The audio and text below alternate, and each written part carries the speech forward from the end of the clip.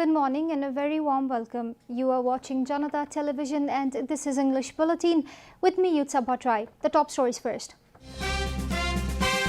Government makes it mandatory for wearing mask in public places, warns of actions against violators. Supreme Court to review its decision regarding Koirala murder case. Apex Court realizes gravity of the issue. Monsoon to become active again from today. Authorities warn people to remain alert for the next 5 days.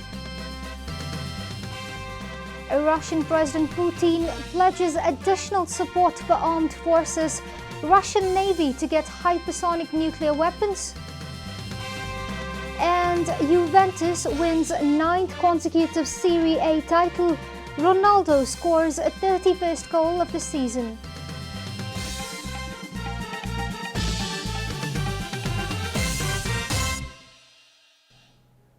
And now, the news in detail. Ministry of Home Affairs has redirected all 77 district administration offices to make it mandatory for people to wear masks in public places.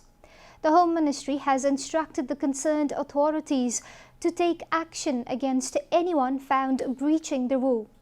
The ministry issued the order again as people started increasingly coming out of their houses without wearing masks after the lockdown was lifted. This trend has significantly increased the risk of infection, said spokesperson at the ministry Kedarnath Sharma. Therefore, the ministry reissued the order to the district administration offices to adopt strict measures, he added. Sharma said that anyone flouting the order will be punished in accordance to the Infectious Disease Act 2020. The Home Ministry had issued an order for the first time on July 6 to all concerned authorities to take actions against anyone not wearing masks. 4 security personnel deployed at Nepal Police Headquarters, Naxal, have tested positive for coronavirus. PCR test confirmed COVID-19 infection on 1 police sergeant and 3 security personnel at the police headquarters yesterday. According to Nepal Police spokesperson DIG Neeraj Bahadur Shahi, swab samples of all 4 police personnel were sent to National Public Health Laboratory, Teku, after their samples earlier tested positive at the police hospital. The infected police personnel working at the Communication and Transportation Department had suffered from high fever some days ago. Their swab samples were then collected for PCR test, which confirmed the disease. 12 more police personnel said to be in close contact with the infected have been identified. Their swab samples have also been sent for PCR test. With this, 119 police personnel working with Nepal Police throughout the country have been infected with COVID-19. Likewise, Police Headquarters Biratnagar has been sealed in Province 1 and has been sealed after 19 more police personnel tested positive for coronavirus. Police personnel from Kakarbhitta and Ilam have also tested positive for the disease.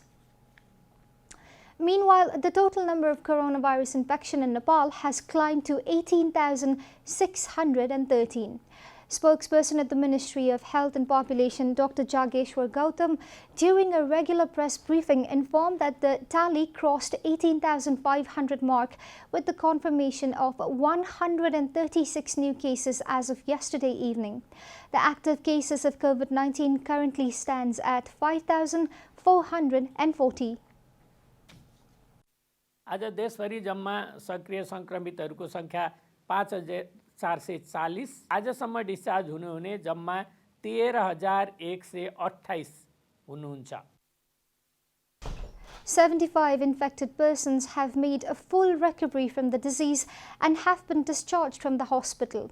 Till date, 13,128 people have returned home after recovery, Health Ministry further informed. 3,300 PCR tests were conducted yesterday.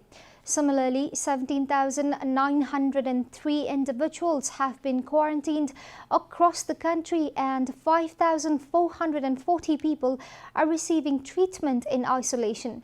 The death toll due to coronavirus has climbed to 45 in the country. This is Janata Bulletin. We'll be right back after a short break.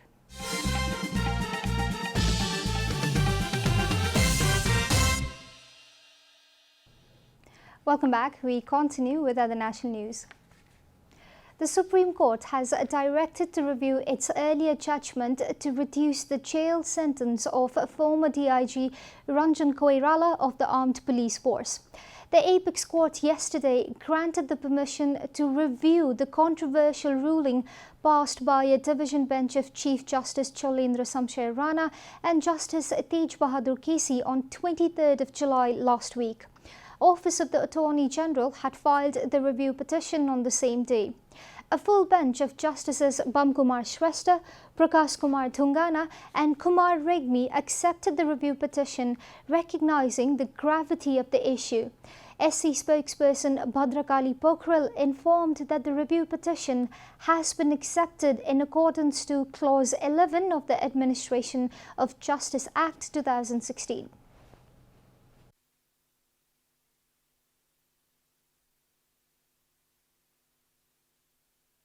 सर्वोच्च अदालतका माननीय न्यायाधीश बमकुमार श्रेष्ठ, माननीय न्यायाधीश श्री प्रकाश कुमार ढुङ्गाना र माननीय न्यायाधीश श्री कुमार रेग्मीज्यूको पूर्ण इजलासबाट न्याय प्रशासन ऐन 2073 को दफा 11 को उपदफा 2 को खण्ड क बमोजिम पुनरावलोकन गरी हेर्न अनुमति प्रदान गरिदिएको छ। The District Court and High Court had earlier slapped Koirala with a life sentence and confiscation of property. Chief Justice Rana and Justice Tej Bahadur Kesi have faced severe backlash from the public, with some top leaders even demanding their impeachment for the alleged abuse of authority. The monsoon will become active again from today, according to the Meteorological Forecasting Division. The Department of Hydrology and Meteorology has forecast heavy rainfall in most of the places of Province 1, 2 and Bagmati Province for the next 5 days. According to the DHM, low-pressure turf below the Tarai belt is expected to bring rainfall with wind into the country. The department has warned of high risk of landslides and floods in Province 1, 2, Bagmati Province and Gandaki Province. The department has also predicted heavy rainfall in Province 5, Karnali Province and Sudur Paschim Province in the next 5 days. Water level in rivers of the hilly areas are expected to grow significantly during this period. Water level in Potekoshi and Bagmati rivers is also expected to rise this week due to incessant rainfall. The department has warned the locals living nearby rivers to remain alert about possible disaster. The Commission for the Investigation of Abuse of Authority has demanded investigation into the corruption of private sector because it directly deals with the public sector. The CIAA has clarified that it only wants to investigate the private sector that directly deals with public affairs. In the meeting of the Parliamentary Committee on Sunday, the Chief of CIAA, Suresh Adhikari, confirmed its demand to investigate banks and financial institutions which directly deal with public investments. In the discussion of the authority's annual report, the MPs said the increase in corruption can also be attributed to political appointments in these private institutions. MP Janardan Sharma added that corruption is highest at the power centre, while MP Pampa Bhusal questioned the CIAA if it has jurisdiction in big projects where tenders are prefixed and corruption ensues. MP Amresh Kumar Singh also added that CIAA has not been able to curb corruption at the local levels. According to the CIAA's annual report, with 26.87% complaint, local levels were at the top of the corruption chart. Similarly, in education, 16.95%, land management 8.34%, forest and environment 4.6%, health and population 3.98% complaints were filed. Additionally, corruption related to forged academic certificates stood at 8.53%, while illegal amassing of property accounted for 7.61% of the total complaints. And now the news from economic front.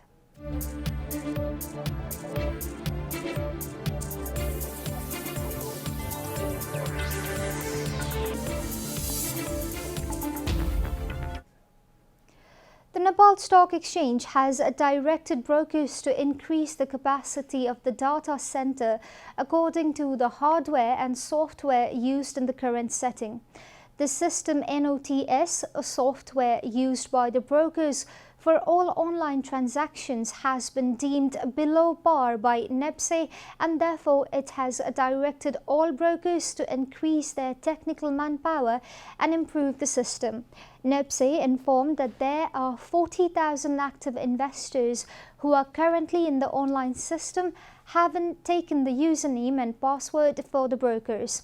The NEPSE has therefore asked the brokers to increase their technical capacity.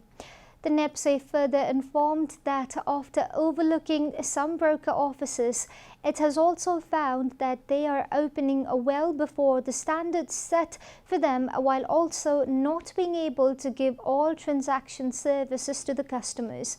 NEPSE has directed all these brokers to make sure that they correct all their mistakes and shortcomings to give the best in-class service to the investors.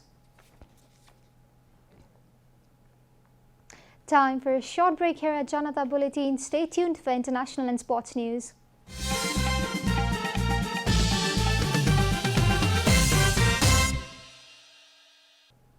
You are watching Janata Bulletin, and now the latest from the world of sports.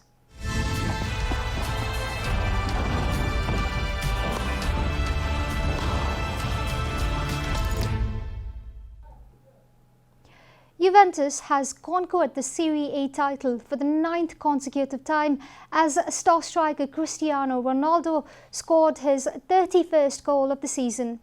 Juventus beat Sampdoria 2-0 to lift the title yet again. Ronaldo settled for his 31st goal in 32nd matches after he completed a set piece when Miralem Pjanic rolled across a free kick for the 5-time Ballon d'Or winner to fire into far top corner in first half stoppage time. Federico Bernardeschi sealed the victory for champions at the 67th minute. According to BBC, Maurizio Sarri's side are the only team to win 9 consecutive titles in one of Europe's top 5 leagues. It extends their own record, which Bayern Munich had matched in June. BBC has quoted an Instagram post of Ronaldo where he dedicated the title to his fans and said, "The title is dedicated to all Juventus fans, in particular to those who have suffered and are suffering from the pandemic that has taken us all by surprise by overturning the world." Premier League status, European places, the Golden Boot, the Golden Glove and an assist record were all decided on the final day of the Premier League season on Sunday. The relegation battle was fought between 3 teams, Aston Villa, Watford and Bournemouth. Only the former survived after managing a 1-1 draw against West Ham. Watford lost a 3-2 to Arsenal, and Bournemouth, who won a 3-1 against Everton, also went down level on points with the Hornets. The other club joining Bournemouth and Watford into the championship is Norwich City, whose fate had been sealed weeks ago. The race for the top 4 places concluded with Manchester United and Chelsea both winning their matches and securing 3rd and 4th place respectively. United, who rather needed a point against the other top 4 hopeful Leicester City, took all 3 points as they won the match 2-0 and reached 66 points. In another tight affair, Chelsea defeated Wolves by the same scoreline to reach 66 points, only behind on goal difference. Leicester City striker Jamie Vardy took the Golden Boot for the season, scoring 23 goals, closely followed by Danny Ings and Aubameyang on 22. Manchester City's Kevin De Bruyne has equalled Thierry Henry's PL record for most assists in a single season at 20. He has also equalled his own career best for the most assists in a league season as well. The title for the Golden Club went to Manchester City's goalkeeper Ederson, who finished with 16 clean sheets. We are at the end of Janata Bulletin and the headlines once again. Government makes it mandatory for wearing mask in public places, warns of actions against violators. Supreme Court to review its decision regarding Koirala murder case. Apex Court realizes gravity of the issue. Monsoon to become active again from today. Authorities warn people to remain alert for the next 5 days. Russian President Putin pledges additional support for armed forces. Russian Navy to get hypersonic nuclear weapons. And Juventus wins 9th consecutive Serie A title. Ronaldo scores 31st goal of the season.